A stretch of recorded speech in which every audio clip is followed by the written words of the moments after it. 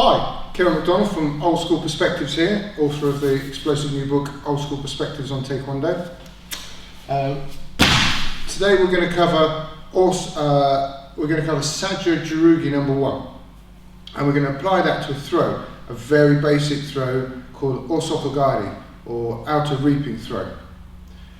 Keep watching. If you like what you see, hit subscribe. Thank you.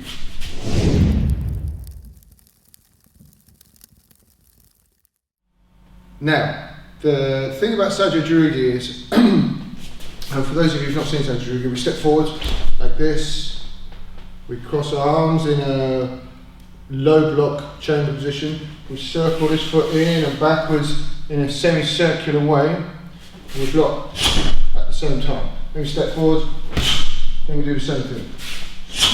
Step forward. And you can do the movement with or without sine wave, it really doesn't make any difference to the application. Okay, so the basic O Soto Gari works like this, and it's much easier if I just ask him to step into the position. So if he takes this foot forwards here. So what I'm going to be doing is I'm going to be attacking this leg here, and I'm going to be hitting it basically around here, chop into the crease of the leg, with the back of my leg here. Alright? And I want to do that with a lot of force because I want to clear that leg. Now when people first start doing this, they don't want to hit their partner because they think it's, going to hurt them in some way.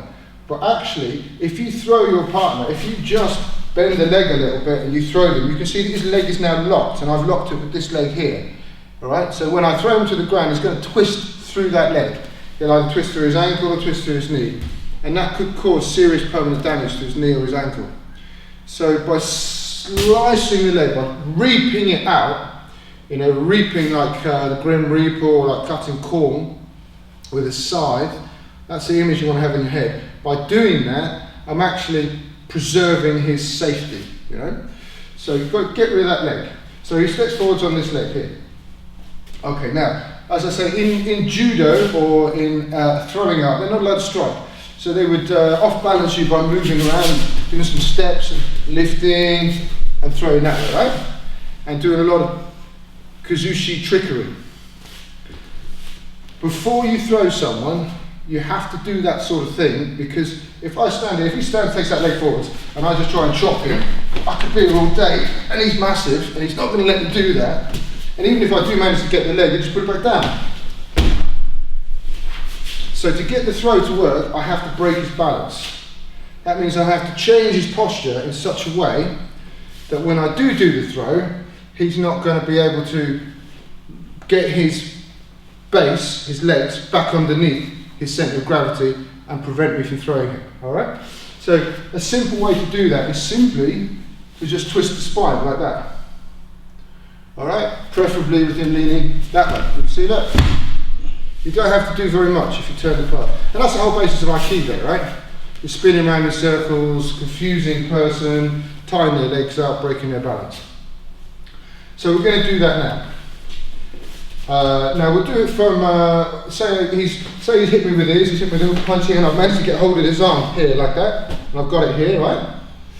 I can then take this hand and I can drive into his face like that. Now you can see his balance is already broken here. And if I wanted to, I could just step forward and continue that motion. Okay, obviously I wouldn't be doing that in slow motion, I'd be just driving straight through, right? And if I wanted to step this leg behind, to check his movement with the other leg, I could do that and affect that takedown, which we see quite a lot in Taekwondo. It's in our patterns a lot. But unfortunately, that's not O Soto Gari, so we have to do a different one. Okay, another way of doing this, you can practice with your partner, is I can take hold of his gi here, or his dobok, it's up to you. I can take it here, or it doesn't really matter, but for the setup, if he's hitting me with a punch here, and I wrap his arm there, and I grab it here, I can take the other arm, and I can drive it across his shoulder. Alright? Now to do that, what I'm going to do is I'm going to step. So I'm going to step with this leg here, forwards like that, all the way. Okay, or if I don't want to do that, another thing I can do is drive my arm past and I can slam his chest with this arm here. And again, that causes that twist, right? But the important thing is I'm stepping with this. I'm stepping first. So here, I step, I break his balance, I step forwards with this leg, I sweep it. And backwards on its own is not enough because I want to turn him at the same time, right? So that causes this. Okay. So we're here like this, he hook punches me here, I grab him here, I step, I step there, comes down, bang, and then I affect the joint lock. Okay, so one more time here like that.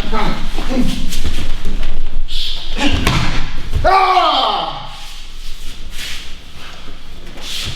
And last time.